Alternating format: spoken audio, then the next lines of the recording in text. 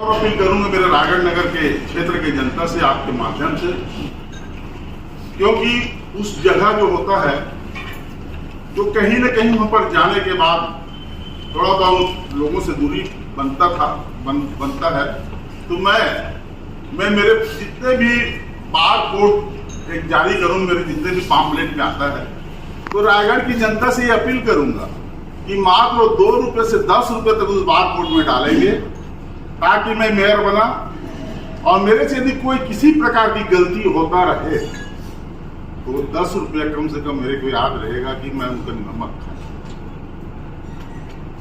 ये सब भावना लेकर के मैं मैदान में आया हूं और मुझे उम्मीद है कि रायगढ़ की जनता मुझे साथ देगा। आप लोगों का माया दुलार मेरे को मिलेगा। आप लोग मेरे कंधे से कंधे मिला करके इस बैतरणी को पार कराने में सहयोग करेंगे।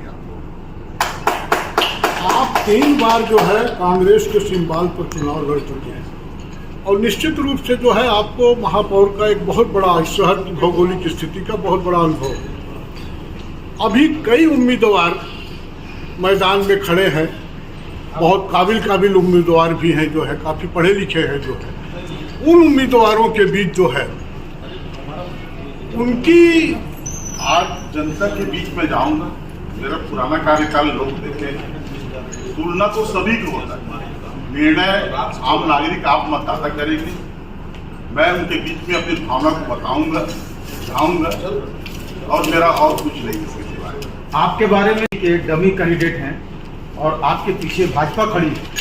सुनिए, इसको थोड़ा सा आगे बढ़ाता हूँ, इस प्रश्न को आगे बढ़ाता हूँ, इस प्रश्न से रिलेटेड ही मेरा ये इस कहने के पीछे वो मतलब 3-4 प्रत्याशी खड़े हो गए हैं, तो वोट कटेगा ना? नहीं, देखिए मैदान में सब आता है, सभी का अधिकार है चुनाव लड़ने का, लेकिन मेरे समाज के उन सभी मतदाताओं से, मेरे समाज के सभी लोगों से मेरे को कुछ ज़्यादा मैंने आज से पहले 3 चुनाव लड़ा है। तो रायगढ़ बसपा में वोट डालते थे, लेकिन बसपा का वोट कहाँ 1000 उतना, यानी ये समझा डाला जाता है कि जेठूराम मनहर को मेरे समाज के लोगों ने वोट दिया। आज भी वही स्थिति बनेगा। आज मेरे समाज मेरे तरफ एक तरफा देख रहा है कि जेठूराम मनहर को हम लोग वोट देंगे। भाजपा कभी भी लचर काम नहीं किया। मैं आज जो भी मैदान में हूँ रायगढ़ की जनता के बल से हूँ और जेठूराम को चुकाने वाला ऐसा मैंने इस्तीफा भेज दिया। कांग्रेस स्वीकार करे या ना करे मेरी नहीं है। अगर आप चुनाव जीत जाते हैं तो क्या आप वापस कांग्रेस में जाएंगे या भाजपा में जाएंगे? देखिए, मैं यदि चुनाव जीतता हूँ आपके सहयोग से, रायगढ़ नगर की मतदाता से, निर्दलीय तो चुनाव लड़ रहा हूँ, मैं एक जनमत तैयार कर रहा हूँ। जनमत होगा, एक रामलीला मैदान में जनमत बुलाऊंगा। यदि रायगढ़ की जनता कहेगा कि आपको ऐसा करना है तो करूंगा। केजरीवाल मैं तो निर्दलीय हूँ और मेरे में वो ताकत है कि रायगढ़ में नगर निगम में निर्दलीय रह करके भी सत्ता चला सकूं। इसमें एक बात और सामने आ रही है जेठू भैया, इसमें एक बात और सामने आ रही है कि अभी आपके चाहने वाले पहले ही जो है भगवा धारण कर चुके हैं, तो उन सब का समर्थन आपको बैकडोर से जो है मिलने की संभावना है, या फिर भविष्य में अगर सफलता मिलती है? राम निर्दलीय चुनाव लड़ रहा है और निर्दलीय चुनाव लड़ने वाले को सभी के ऊपर विश्वास रहता है। आप भी कांग्रेस के हैं, मैं भी आपसे मांगूंगा वोट, मेरे भाई हैं, सब हैं, सबसे वोट मांगूंगा मैं, क्योंकि निर्दलीय हूँ। और मुझे उम्मीद है रायगढ़ नगर की जनता, मेरे सभी मित्र साथियों को जिन्होंने बीजेपी में भी है, वो मेरे कार्यशैली को देख करके मेरे को वोट देंगे और खिलाएंगे भी। देखिए क्या होता है, जब उनके साथ में बैठा था उस समय में कहा था, लेकिन जब मैं निर्दलीय व्यक्ति को अपनी सीमाएं को लादना नहीं चाहिए, वो अब मैं निर्दलीय हो तो थोड़ा बहुत दूरी बनाएंगे, लेकिन खाली दूरी बनाए, लेकिन जहाँ पर मेरे को आवश्यकता पड़ेगा मेरे सामने। एक सवाल और खड़ा है, जो आपका कॉन्फिडेंस है उसके पीछे क्या?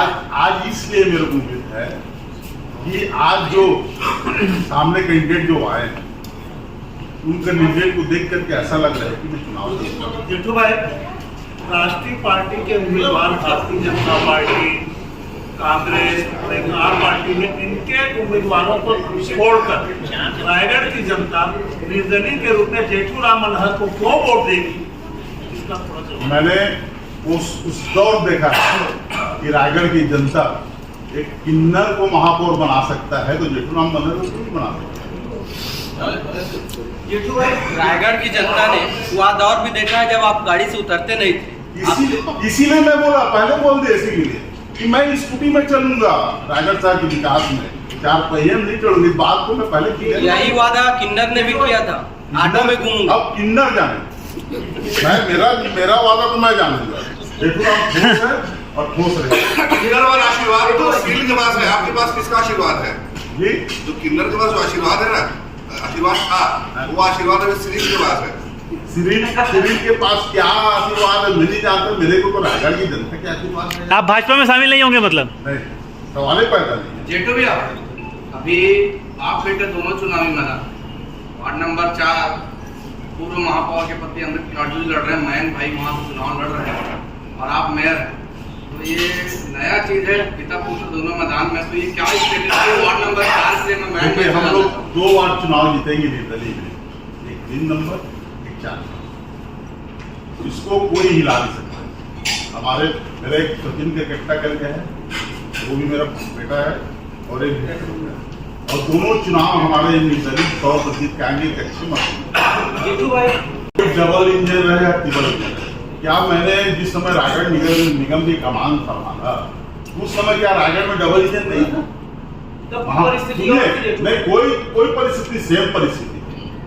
उस समय विजय अग्रवाल विधायक था, भारतीय जनता पार्टी की सरकार था, जेठू राम ने निगम चलाया ना, किसी चीज का कभी हड़ताल नहीं होने दिया, किसी कर्मचारी का पेमेंट नहीं हुआ, तो आज वो अनुभव तो मेरे काम आएगा ना।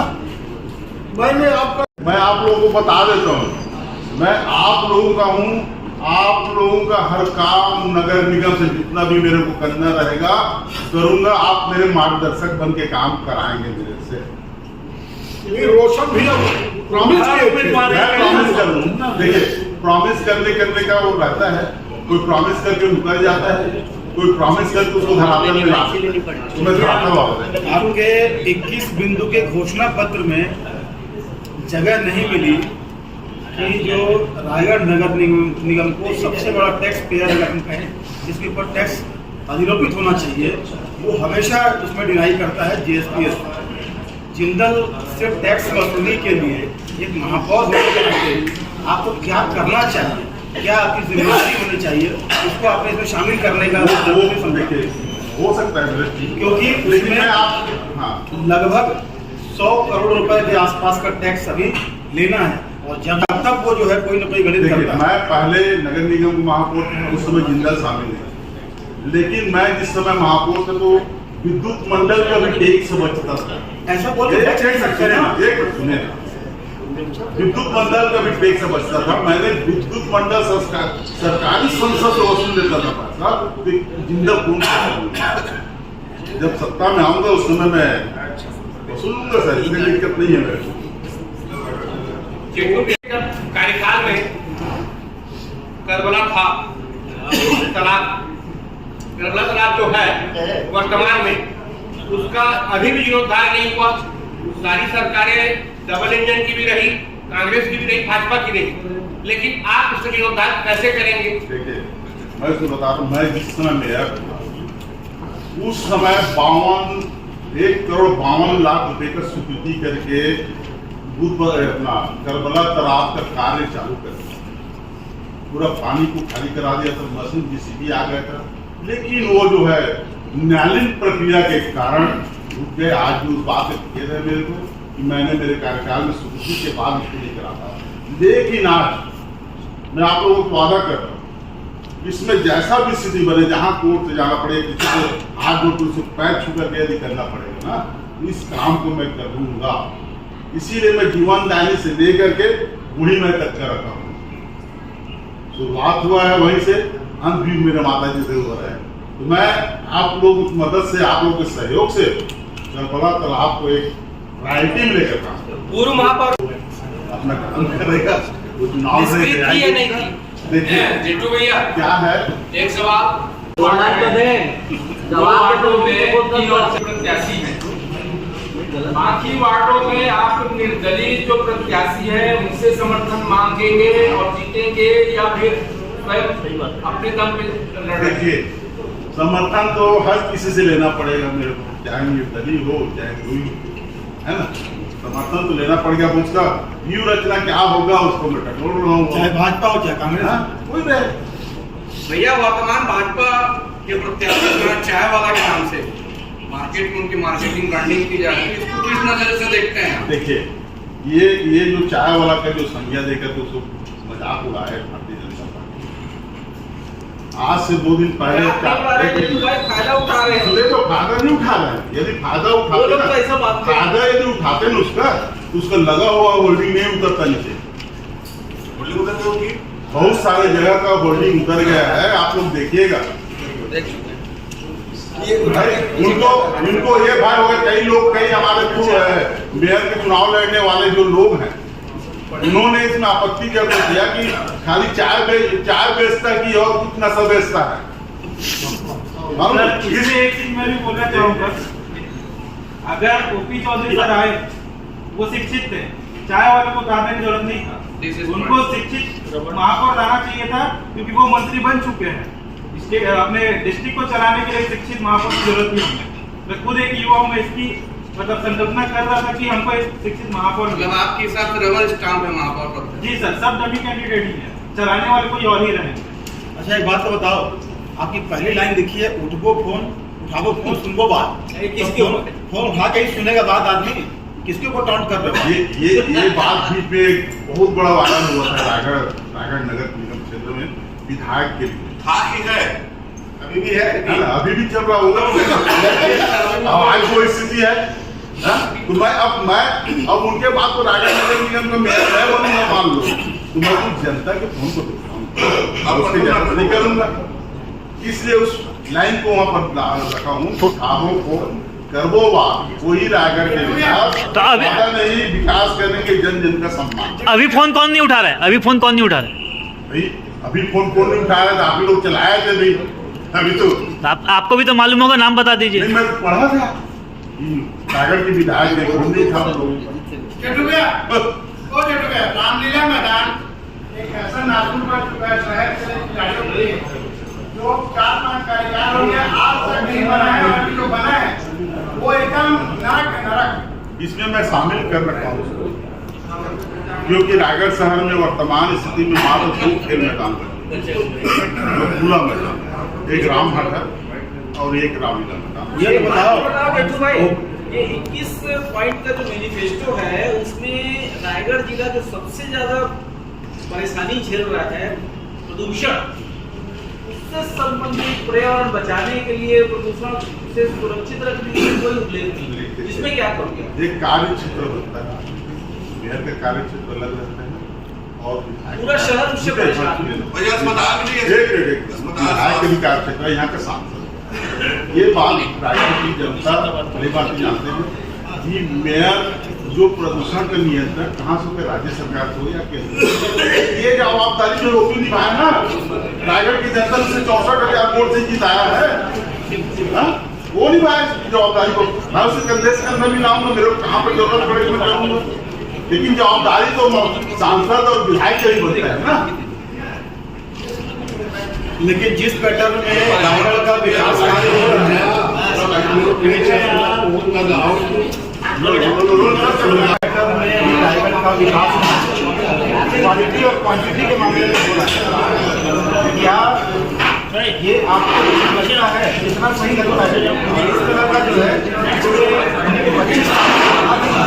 कोई भी काम शहर का कोई भी काम हो उसमें क्वालिटी होना चाहिए, कोई काम हर जिस काम का आपको उल्लेख करें बता रहे हो, तो जिस व्यक्ति द्वारा किया जा रहा है 64,000 वोट जीतने का अपने दायित्व का निर्वहन कर रहा है।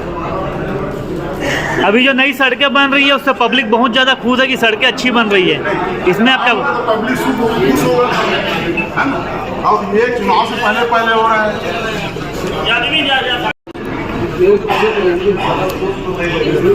ये बताएंगे प्रेस वार्ता की है, क्या मुद्दों को लेकर आ रहे हैं? मैंने आज चूँकि मैं रायगढ़ नगर निगम का चुनाव लड़ रहा हूँ और मेरा महापौर चुनाव लड़ रहा हूँ और मेरा जो सिंबल है कांच का गिलास है, इस संबंध में आप सबसे मुलाकात, एक छोटा मुलाकात करने के लिए बुलाया था और मैंने रायगढ़ नगर निगम के लिए एक मैनिफेस्टो तैयार कर ये सबको पब्लिश करने के लिए आपके माध्यम से इसलिए बुलाया था। ये जो ओपी की अफवाहें हैं कि कैंडिडेट को बैठाया जा रहा है, कहाँ तक सही है? देखिए, मैंने ओपी क्या कर रहे हैं उसको मेरे को कोई मतलब नहीं। मैं क्या करूंगा उसको मैं मानता हूँ रायगढ़ नगर के लिए, वो उसको मैं लेकर आगे बढ़ रहा हूँ। कौन क्या करे उसको आपके पास कोई ऑफर? आपके पास? मेरे पास ऐसा कोई आदमी जो ऑफर नहीं करता। किस विश्वास से आप चुनाव लड़ रहे हैं? आप लोग के विश्वास से चुनाव लड़ रहा हूँ, आप लोग मेरे को मदद करोगे, रायगढ़ की जनता मेरे को मदद करेगी। जेटू भैया, ये गिलास है। क्या आप बोल के अपनी लड़ाई में क्या आप अकेले हो गए? आप अपनी लड़ाई में अकेले हो गए? अभी तो हमारा जैन सैलाब चलेगा, हम शुरुआत कहाँ की? कल से हमारा जैन सैलाब हमारे पीछे चलेगा, आप देखना। जेटू भैया, बानू खूटे भी निर्दलीय चुनाव लड़ रहा है, वो दीपलाल भैया का करीबी माना जाता है, तो बानू खूटे को आप मैनेज क्यों नहीं कर पा रहे हैं? बानू खूटे अपनी जगह है, बानू खूटे भी मेरे परिवार के सदस्य हैं, लेकिन दीपलाल मेरे सगा भांजा है ना। वो बानू क्या कर रहे हैं उसको मैं नहीं जानता, लेकिन दीपलाल मेरे कंधे से कंधे से आकर खड़ा है ना मेरे मैदान में। क्योंकि आपके समाज से एक प्रत्याशी मैदान में है, ऐसे में तो वोट बढ़ते नजर आ रहे हैं। कुछ नहीं होता है, लोग अपने भावना है कि 5 फरवरी चुनाव लड़ने से 5 बढ़ जाता है। ये सत्तानी समाज बहुत मजबूत समाज है, वो जानता है कि उस व्यक्ति को वोट देना है और वही करेंगे उन लोग। आपको निर्दलीय चुनाव लड़ने की जरूरत क्यों पड़ रही है? मैं निर्दलीय से चुनाव लड़ा कि रायगढ़ की जनता की भावना को लेकर के आऊँ और जिसको लेकर मैंने